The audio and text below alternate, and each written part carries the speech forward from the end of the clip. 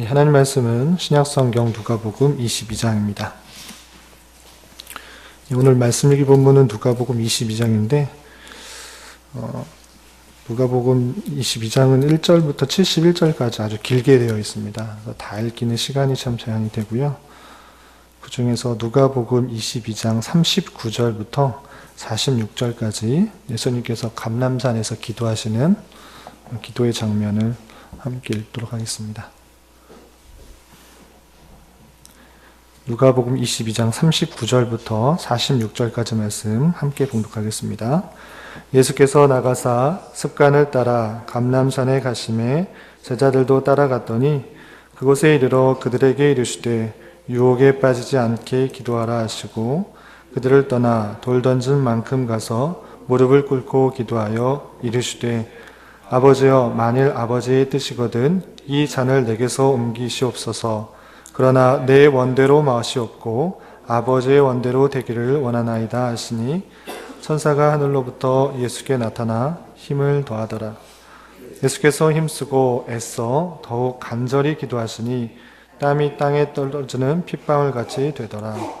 기도 후에 일어나 제자들에게 가서 슬픔으로 인하여 잠든 것을 보시고 이르시되 어찌하여 자느냐 시험에 들지 않게 일어나 기도하라 하시니라. 아멘. 이 시간에도 여기까지 나오신 여러분들 위해 하나님의 크신 은혜가 함께하기를 진심으로 기원합니다. 말씀 읽기 본문은 누가복음 22장입니다.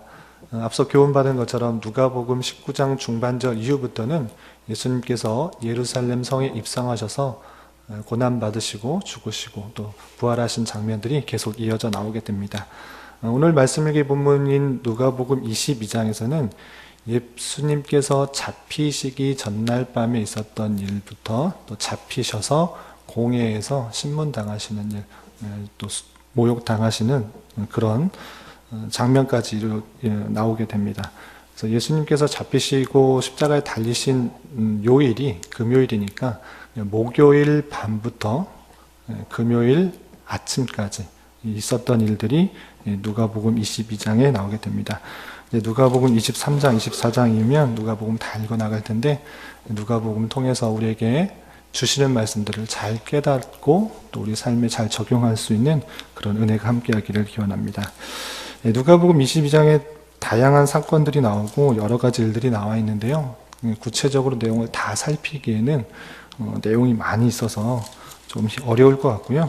아침 시간에는 이 시간에는 주님께서 잡히시기 전날 밤에 있었던 여러 가지 일들을 통하여서 어떻게 우리가 교훈받을 수 있고 도전받을 수 있는지 몇 가지를 좀 살펴보도록 하겠습니다.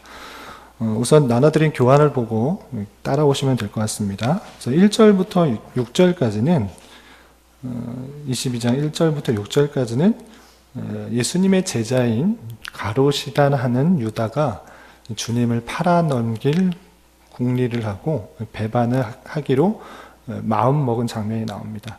2절에서 보면 대제사장들과 서기관들이 예수를 무슨 방도로 죽일까 궁리하니 이는 그들이 백성을 두려워함이더라.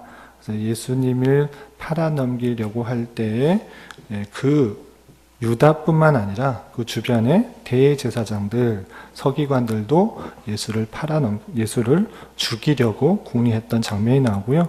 그런 배경 가운데 3절에서 보면 12 중에 하나인 예수님의 제자 12 중에 하나인 가룟이라 하는 부르는 유다에게 사탄이 들어가서 4절 이에 유다가 대제사장들과 성전 경비 대장들에게 가서 예수를 넘겨줄 방도를 의논하고 또 6절을 보면 유다가 허락하고 예수를 무리가 없을 때 넘겨줄 기회를 찾더라 라고 하고 있습니다. 예수님의 제자였지만 예수님이 어떠한 자인지를 제대로 알지 못한 채 계속적으로 따라다니다가 그에게 사탄이 들어가서 예수님을 대제사장과 서기관들에게 팔아넘기려고 배반하려고 작정하였던 그런 내용들을 살펴볼 수 있습니다. 이런 말씀을 대하면서 좀 조심스럽다 생각이 들었던 것은 예수님을 3년이나 따라다녔으면서도 불구하고 예수님이 어떠한지 제대로 깨닫지 못하고 자신의 유익을 위해서 또 돈을 받고 예수님을 팔아 넘길 생각을 하고 있는 가룟 유다, 좀 안타깝다라는 생각이 들었습니다. 그런 가운데 있어서 유다가 혼자 이 일을 계획하고 도모하였던 것이 아니라 유다 뒤편에는 대제사장들, 서기관들, 그리고 성전 경비 대장들과 함께 이 일을 도모하며 예수님을 팔게 되는 그런 사건들을 함께 배후에 있었다라는 것들을 알 수가 있고요. 우리가 읽었던 것처럼 3절에서는 그에게 사탄이 들어갔다. 사탄이 들어가서 그 일들을 다 도모하게 되었다라고 하는 그런 모습을 살펴볼 수 있습니다.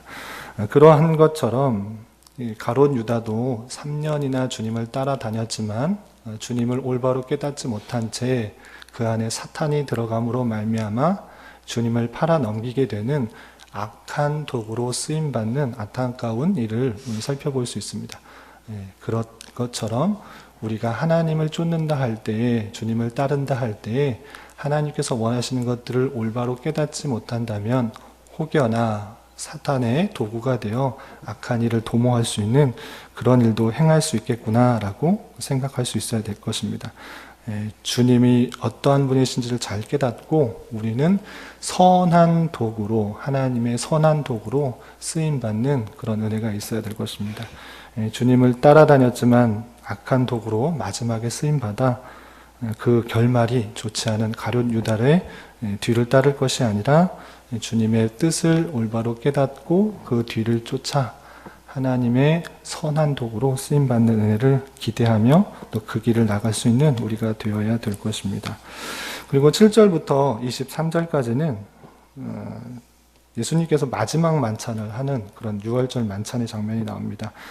예수님께서 잡히시기 전날 밤이 유월절 마지막 만찬을 하는 그런 장면이 나오는데 내용들을 쭉 설명하기보다는 많이 또 들으셨고 아시는 내용이기 때문에 19절, 20절에 보면 예수님께서 유월절 만찬을 하시면서 성만찬을 제정하시는 그런 말씀이 나옵니다. 19절, 20절에 보면 또 떡을 가져 감사기도 하시고 떼어 그들에게 주시며 이르시되 이것은 너희를 위하여 주는 내 몸이라 너희가 이를 행하여 나를 기념하라. 떡과 잔을 나누면서 이것은 내 몸이다 이렇게 표현하시는 그런 표현입니다. 20절에서도 저녁을 먹은 후에 잔도 그와 같이 하여 이르시되 이 잔은 내 피로 세우는 새 언약이니 곧 너희를 위하여 붓는 것이라. 유월절이라고 하는 것은 유대인들에게 잊을 수 없는 명절입니다. 3대 명절 중에 하나이기도 하지만 가장 큰 명절이기도 합니다. 그것은 아시다시피 출애굽 당시에 어린 양의 피를 문설주에 바름으로 말미암아 죽음을 넘어갔다, 유월하였다라는 의미로 지키던 명절이었습니다. 단순히 출애굽한 것을 기억하는 것이 아니라 이것이 원래 의미하는 것은 예수님의 피로 말미암아 죽음을 넘기었다라는 것을 뜻할진데 유월절 만찬을 하시면서 잔과 떡을 나누면서 피로 세운 새 언약이다라는 것들을 제자들에게 읽혀주면서 유월절의 참된 의미가 단순히 출애굽했다라는 것들을 기억하는 것에 그치는 것이 아니라 내 피로 말미암아 너희들이 죽음에서 유월할 수 있다라는 것들을 기억하도록 새 언약을 주셨던 것이죠. 이 잔은 내 피로 세우는 새 언약이니 곧 너희를 위하여 붓는 것이다 라고 말씀하시면서 새 언약, 피로 세운 새 언약들을 일깨워 주므로 주님의 피로 말미암아 너희들이 구원을 받겠다라는 것들을 일깨워 줍니다. 이 성만찬을 우리는 기억하면서 계속적으로 오늘날에도 지키고 또 기념하고 있을진데 우리 성만찬을 대하는 태도가 어떠한지 좀 되돌아봤으면 좋겠습니다. 우리 교회는 2달에 한 번씩 올스달 첫째 주일에 하고 있는데 성만찬을 통하여서 주님께서 우리를 위해 피를 흘리시고 또한 살을 찢기심으로 말미암아 우리가 구원을 얻었다. 그 사랑들을 늘 잊지 않도록 해야 될 것입니다. 우리가 예수님을 믿는다 이렇게 했을 때 단순히 그냥 보지 않았기 때문에 믿음이 잘 생길 수 없을 수 있습니다. 생기지 않을 수 있는데 주님께서는 성만찬이라는 그런 성찬, 성례를 통하여서 우리에게 그 사실들을 확실하게 인쳐주기 위해서 이 성만찬을 제정하신 것입니다. 단순히 2000년 전에 우리를 위해 십자가에 달려 돌아가셨다. 우리는 누구도 그 사건을 본 일이 없습니다. 그렇지만 성만찬을 시행함으로써 실제로 우리가 그런 일들을 눈으로 본 것처럼 눈에 보이는 말씀으로 그것들을 기억하고 주님께서 우리를 위해 찢기시고 돌아가셨다는 사실들을 생각할 수 있어야 될 것입니다. 성만찬을 그냥 의식으로 하나 넘어갈 것이 아니라 더욱더 예수님의 희생 그리고 하나님이 우리를 얼마나 사랑하셨는지를 기억하는 의식으로 우리에게 접목하고 또 행할 수 있어야 될 것입니다. 그리고 24절부터 38절까지는 그렇게 성만찬을 행하면서 또 이제 죽을 것들을 예고하는 그런 의식들을 계속적으로 하고 있는데 여전히 제자들은 좌충우돌하며 자기가 더 큰 자다, 저 높은 자다 이렇게 다툼이 일어나는 것을 볼 수 있습니다. 24절 보면 또 그들 사이에 그 중 누가 크냐 하는 다툼이 난지라 성만찬을 끝내는 그런 시점에서도 자신이 이제 예수님께서 왕위로 오르기 때문에 더 높은 자리에 앉고 싶어하는 그런 마음들이 없지 않았던 것 같습니다. 그래서 다툼이 났다. 내가 크다. 네가 크다. 내가 수제자다. 내가 더 높다. 이런 다툼이 일어났다라는 표현이 있습니다. 그러할 때 예수님께서는 하나님의 백성, 천국 백성으로서 어떻게 삶을 살아가는지를 이렇게 26절과 27절에 교훈하고 있습니다.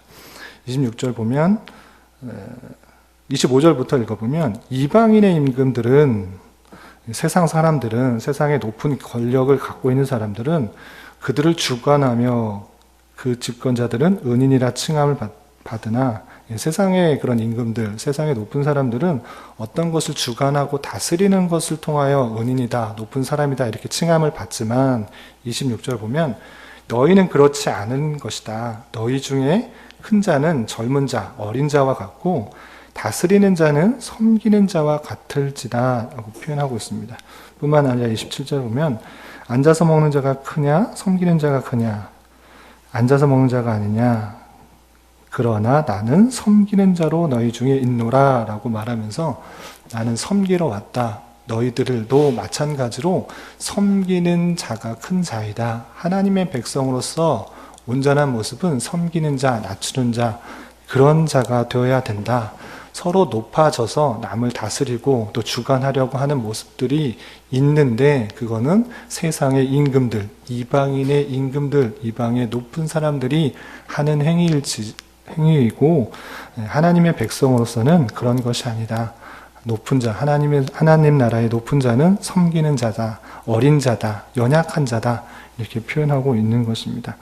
그러한 것처럼 우리 또한 신앙생활을 오래 한다고 했을 때 어떤 직분을 받고 또 어떤 일들을 행할 때 그것들을 행하는 자로서 높은 위치에 있어서 남을 다스리고 주관하려는 마음들보다는 더욱더 낮아진 자세로 섬기려는 모습을 통해 하나님의 나라를 온전히 이루어 나갈 수 있다 이렇게 생각할 수 있습니다.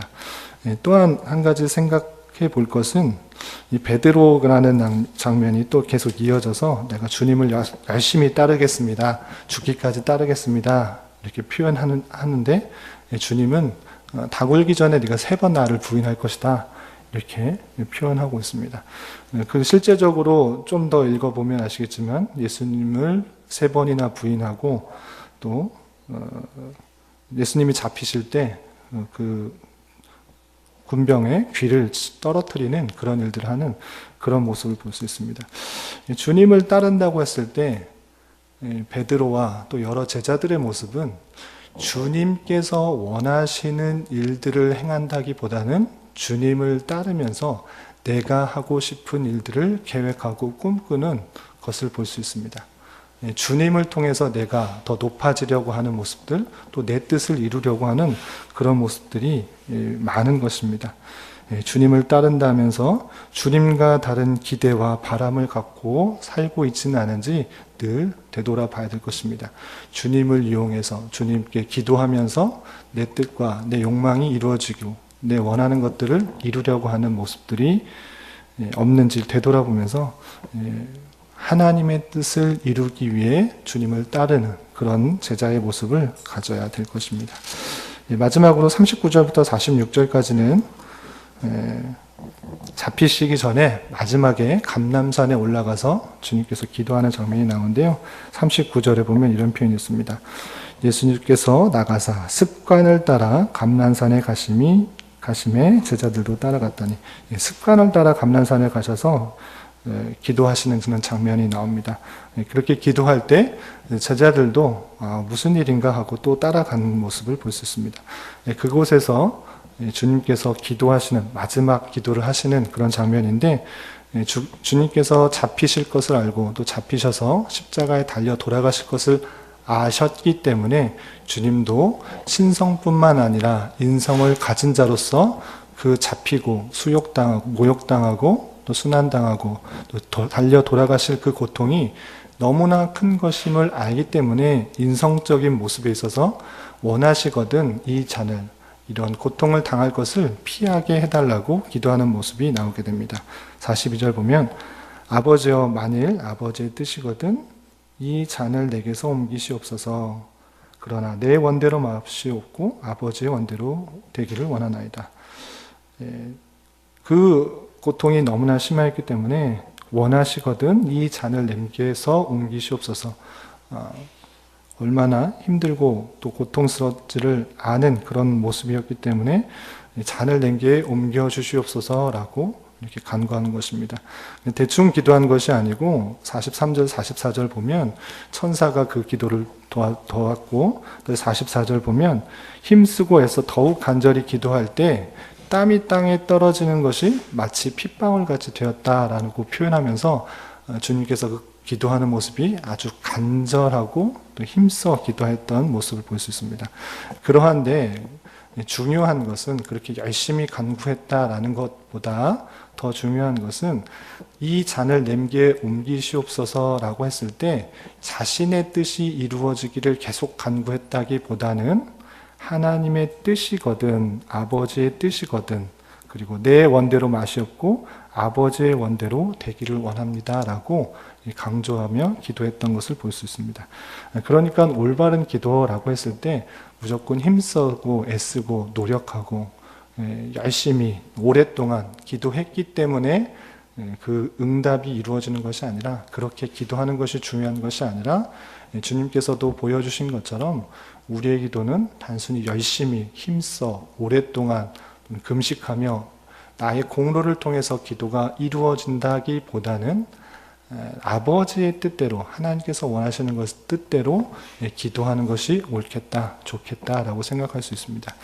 왜냐하면 인간의 기도는, 인간의 기대는, 또는 인간의 생각은 하나님과 비교하여 너무나 짧고 부족하고 연약하기 때문입니다. 우리가 단순히 눈앞에 보이는 어떤 것들을 이루어 달라고 기도할 때 하나님의 뜻과 하나님의 계획과 하나님의 어떤 것보다 더 크고 완벽하고 선할 수가 없는 것입니다. 우리가 뜻한 대로만 우리가 뜻한 것을 기도한 것이 이루어지기만 한다고 하면 사상은 더욱더 어지럽혀질 것이고 더욱더 욕심에 가득 찬 그런 사람들로만 있을 것입니다. 그리고 주님을 불러 기도하지만 주님을 주인으로 모시는 것이 아니라, 내가 종이 되는 것이 아니라 주님이 오히려 내 종으로 만드는 결과를 낳을 수 있다는 사실들을 잊지 말아야 될 것입니다. 그렇기 때문에 우리의 기도는 항상 모든 상황을 주님께 아뢰드리지만 그 아뢰드린 대로, 내 뜻대로, 내가 기도한 대로 이루어지기를 소망하기보다는 하나님의 뜻대로, 하나님이 원하시는 대로 이루어지기를 바라는 것이 올바른 기도일 것입니다. 내 뜻이 부족하고 연약하고 또 완벽하지 않을진데 하나님의 선하신 뜻과 계획이 무엇인지를 기대하는 마음으로, 발견하는 마음으로 기도하고 간구하는 것이 바른 기도일 것이다 라고 할 수 있습니다. 오늘도 나와서 여러 가지 것들을 간구하고 기도할 때, 또 앞으로 살아갈 때 많은 것들을 기도하고 간구할 수 있습니다. 그러할진대 기도하지 말라라는 뜻이 아니고 모든 것을 가지고 하나님 앞에 아뢰드리며 간구할진대 내 뜻과 내 계획, 내 소망이 이루어지기를 힘쓰기보다는 이 기도를 통해 하나님의 뜻이 무엇인지를 깨닫고 알게 해달라는 기도가 더 바르다는 사실들을 잊지 말고 기도하셔야 될 것입니다. 그런 것을 통해, 기도를 통해, 물론 하나님의 말씀을 통해 분명하고도 확실한 하나님의 뜻과 계획이 있습니다. 그렇지만 모든 것이 다 기록된 것이 아닐진데 각자에게 속한 상황들을 주님께 올려드리며 기도를 통해 또 응답하시는 것을 통해 하나님의 선한 뜻을 깨달을 수 있어야 될 것입니다. 말씀을 마무리할까 합니다. 여러분 나눠드린 교환에 또 교훈과 적용들이 있는데요. 2가지 정도 기억하고 돌아가셨으면 좋겠습니다. 첫 번째는 주님께서 이 땅에 오신 이유는 우리의 죄를 대속하기 위함이십니다. 그 뜻을 이루기 위해 많은 모욕을 당하시는 주님께 또 감사해야 될 것이고 우리 또한 가야 할 길이 칭찬 듣고 격려받고 또 그런 길만 있는 것이 아니라 비난과 멸시와 비웃음, 조롱받는 자리일 수 있다는 사실들을 알고 참고 인내하는 성도가 되어야 될 것입니다. 또한 내 현재 있는 상황에서 모든 것을 주님께 의탁하고 기도하며 간구할 수 있습니다. 그렇지만 내 짧은 지식과 견해와 목표를 이루기 하기보다는 하나님 아버지의 뜻이 이루어지기를 기도하는 것, 간구하는 것이 바른 기도의 모습일 거라 생각이 듭니다. 기도하는 것에 그치는 것이 아니라 기도의 응답이 어떻게 이루어지는지를 살펴보며 하나님께서 어떻게 응답하시고 어떻게 섭리하신지를 살펴보며 주님의 뜻과 또 은혜를 깨달을 수 있어야 될 것입니다. 이러한 은혜가 저와 여러분들 가운데 함께하기를 진심으로 기원합니다. 기도하겠습니다.